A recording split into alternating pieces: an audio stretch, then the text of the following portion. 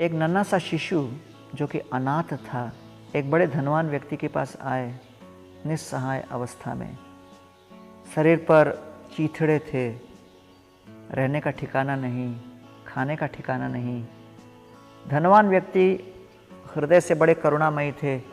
उन्होंने उस अनाथ बालक को आश्रय दिया, शिक्षा दी, पाला पोसा बड़ा किया और अपने ही धंधे में नौकरी पर लगा लिया।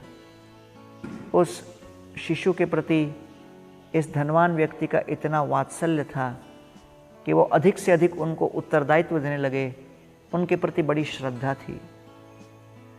बाकी कर्मचारी इस बालक को देखकर विचार करते थे कि ये तो बड़ा ही प्रिय है हमारे सेठ जी को, और सेठ जी हम लोगों से अधिक ध्यान इनको देते हैं।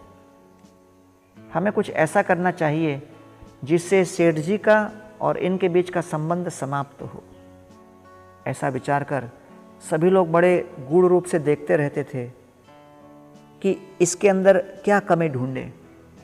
फिर किसी ने कहा, मैं देखता हूँ कि प्रतिदिन संध्याकालीन ड्यूटी का समय होने के पश्चात ये ऑफिस के कैबिन के कोने में जाकर एक संदूक खोलता है और कुछ तो करता है, फिर संदूक बंद करके फिर घर जाता है।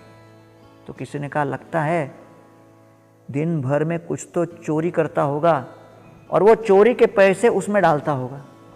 सभी ने सेठ जी को जाकर शिकायत की कि वास्तव में ये चोरी कर रहा है और एक संदूक में भरता है, पकड़ो इसको, नौकरी से निकालो। सेठ जी ने इस बालक के पास आके कहा कि देखिए लोग शिकायत कर रहे हैं, हमें आपका ये देखना पड़ेगा। तो संदूक को खोला तो संदूक के अंदर देखा कि चीथड़े पड़े थे, पुराने फटे हुए कपड़े पड़े थे। उन फटे हुए कपड़ों को देखकर सेठ जी घबरा गए, बोले ये क्या है? तो फिर वो बालक कहता है, देखिए जब मैं आपके पास सर्वप्रथम आया था इन चीथड़ों में था।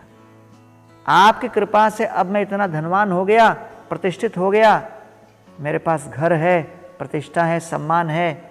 आपकी दया से ऐसी अवस्था में गर्भ होने की संभावना है, इसलिए निरंतर मैं पहले क्या था और मेरी अवस्था क्या थी और मैं किस अवस्था से आपकी कृपा से उठाऊं, उसको ध्यान लगाने के लिए प्रतिदिन आकर इन चीथड़ों के ऊपर ध्यान लगाता हूँ।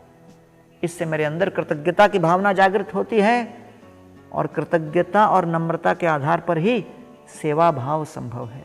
एवं जनम निपतितं प्रभवाहि कूपे कामाभिकाममनुय प्रपतन प्रसंगात् कृत्वात्मसात् सुररशिना भगवन् गृहीत सोहम कथम नु विसृजे तव भृत्य सेवाम। श्रीपाद नारद मुनि प्रहलाद महाराज के गुरु थे।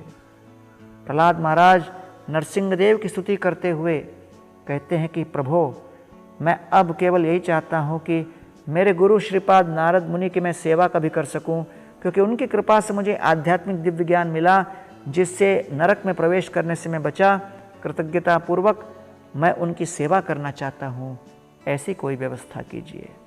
आइए अपने हृदय में ऐसी कृतज्ञता और नम्रता को पालकर हम भगवान और वैष्णवों के प्रति सेवा भाव उत्पन्न करें।